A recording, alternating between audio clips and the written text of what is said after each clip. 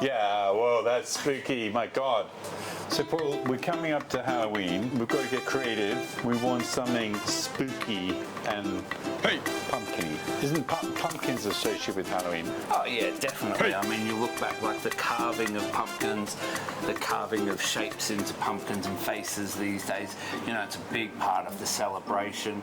Over here in the UK, we use it as a sign for trick-or-treaters. If you've got a pumpkin out, you're happy for trick-or-treaters on Halloween. Where does the pumpkin come from? To the best of my knowledge, I believe it comes from somewhere in North America. The modern day, what we think of a pumpkin. It's Oaxaca in Mexico. Ah. This pumpkin is one of the most interesting plants in the world. Oh, wow. And it was domesticated before corn, before beans. This is what they lived on. Actually, they couldn't, weirdly, eat the flesh. They had to eat the seeds, the pumpkin seeds. And that's why we're going to make a pumpkin seed chocolate. Yes. In celebration of the fact that this was poisonous.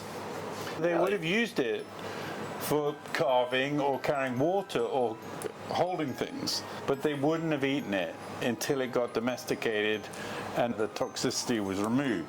Well, I was just going to say, it's only right that we do it some justice to its domestication. Paul? Yeah. This It's butternut squash. is a butternut squash, and it comes from? I'm guessing also from the Oaxaca region? Correct. Hey. Correct. Yeah. So, you know, we think of it as incredibly traditional, North American, British. Couldn't be more wrong. Mexican.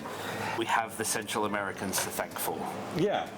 Along with tequila and chocolate. We're right in our comfort zone. We're mixing that Mexican chocolate with pumpkin seeds. Let's crack on. How are we going to make it? We're going to utilize a really important part of the pumpkin seed, and that's the natural oils that we find within it. We're going to use that as a helper's base to make a brown butter and pumpkin seed praline.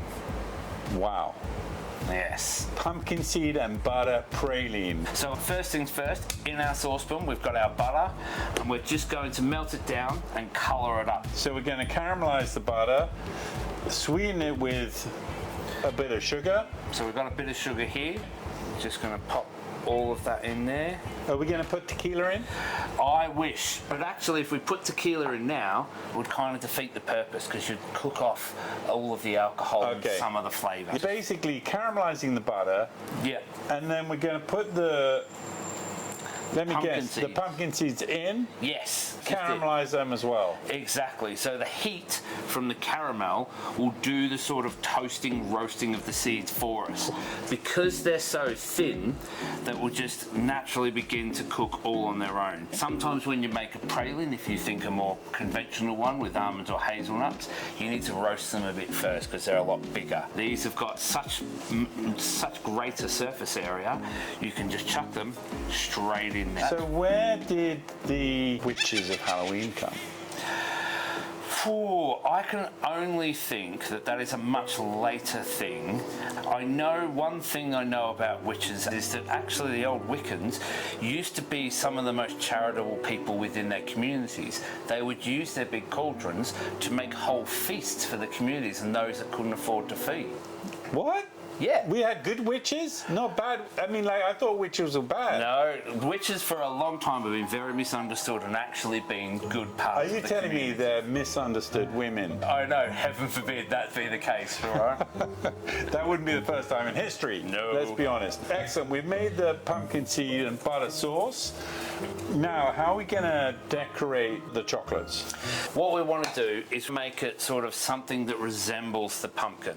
So we're going to fill it into one of our chocolate cups, and then we're going to coat the top in some blonde chocolate. Let's have a look. So we've got a melt pumpkin drip. Yeah. And we've got just with a one pumpkin seed on the seed top. coming out the Very top. Nice. Exactly like the pumpkin. So it's Halloween. We've got pumpkin. We need eyeballs. We do. We need something a little bit more on the darker scale. And what do you think of when you think of Halloween eyeballs? I think of bloodshot eyeballs. Bloodshot. Exactly. And so we're going to make that out of raspberry And mint. and mint. Was that a ghost? I think it was. Okay, so we've got the pumpkin seed with a lovely melt drip. And then we've got eyeballs. Bloodshot eyeballs. We've gone for a bit of raspberry to give it that sort of dark blood red appearance. Is that the colour of your eyeballs after you've got a hangover? It doesn't even need a hangover, it needs one sip at the moment.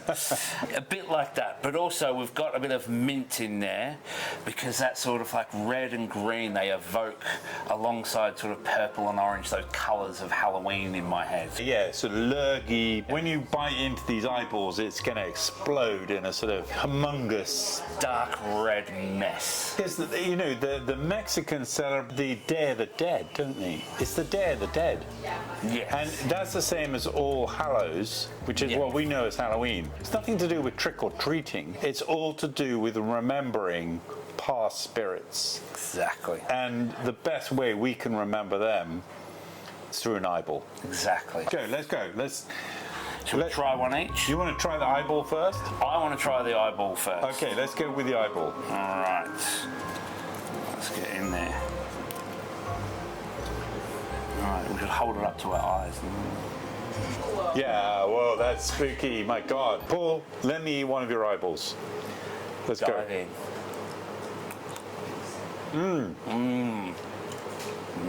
Very tasty eyeball.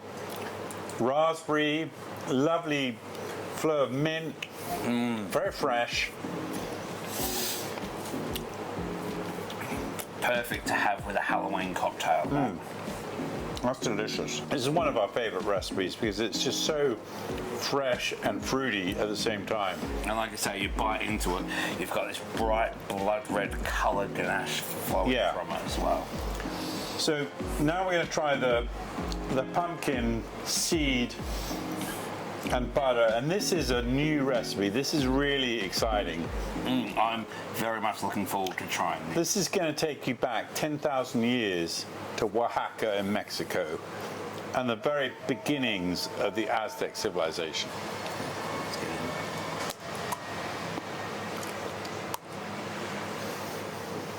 That is exceptional. That is absolutely beautiful. There's the crunch from the chocolate, and then we've got waves of Flavour. You've got that toastiness coming through from the cooking of the pumpkin seeds and the caramel. You've got that little bit of spice that has got mixed in there because it's got to be a little bit spicy and autumnal. I'm beginning to understand why the Mexicans just left this flesh and went for the seeds. It makes all the sense in the world once you taste it. This is where all the goodness is. It is so good, so yummy. It's got this slight nuttiness about it as well. That is absolutely amazing. Really, next level. That is sensational. I mean, you don't need anything more than that apart from all of our other chocolates. Let's get it all ready for Halloween then. Now let's go, let's crack on.